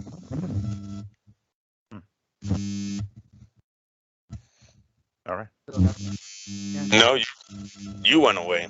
Well, I didn't go away. No, we're still here. Yeah. We're still here. Somebody's got weird feedback. I'm just saying it. All right, I start with you, Miguel. Oscar Valdez versus Robson. Yes, of course I'm going to watch. It's going to be on ESPN Plus. I'm it does kind of put a little bit of a dent in this fight here. I'm not exactly, I was looking forward to it. Right, this should happen with Oscar Valdez and him being still. I don't know. They're going to have it on some sort of like fucking Indian reservation or some sort. Whatever tribe is going to proceed with this fight anyway. The WPC has went as far as to say they're not going to punish Valdez either. So I guess business as usual. We're just going to proceed with the fight, and I'm looking forward to it. Still looking forward to Valdez's future opponents after this title fight. This is where the fuck up is, though, Lee. The Indian tribe that's holding the fight, they go under WADA rules. The WBC belt that's on the line, they have this VADA clean program thing that Floyd introduced where everyone, they just come to your house and give you random testing and then, for the whole year. Well, he got busted under VADA, not WADA. So the Indian casino or the Indian tribe is like, the rules that we have, this young man is able to fight. He's fighting. The WBC is saying, we know we're in the clean program thing, but that's not what's regulating this fight. It's WADA, so he can go ahead and defend his title. A lot of confusion there. They need to straighten out, but I agree with the tribe's decision that they have nothing to do with VADA. Seriously, who regulates VADA? I remember Victor Conte was involved in VADA in the very beginning. They distanced themselves from him because it was literally a bad look. Like, I still think it's a bad look how much boxing leans on this man. No other sport asks Victor Conte as many questions about drug use than boxing does. And that's because he's a felon. He's a snitch. Yeah. He's like that guy that's got no credibility when you go into the courtroom. Like, Victor Conte was the big fish. What he's doing is trying to get a bunch of little fish busted now. You already got busted, eh? You're supposed to be gone. So I don't like, and trust me, I always thought it was suspect that Donaire and Ward were working with this man when his resume is so bad. Tainted. He ruined baseball. He literally ruined that sport. It still hasn't truly recovered from what the damage he did when he had McGuire and Sosa and all those guys going for the home run record, and then home runs just went away. Home runs went away to the point where baseball was like, we need to change the ball. Is there any more way we could get some more feet? Motherfuckers are sending the ball out of the stadium. You see that window? Sammy Sosa hit a ball like 3 times in one game out that fucking window. We need that to happen again. We need to duplicate. And they've been trying ever since to get that ball to go as far as Victor Conte was able to get that ball. Fuck him. There you go. Wow. More than I thought I'd get out of that. Also on ESPN Plus, Tony Yaka takes on Petar Milas, heavyweight. Okay, cool. DAZN's got Filip Haragrovich taking on Marco Radovanovic. But more importantly, that's right, September 11th takes us to Triller Flight Club. Andy Vences takes on John O'Carroll. Nobody cares.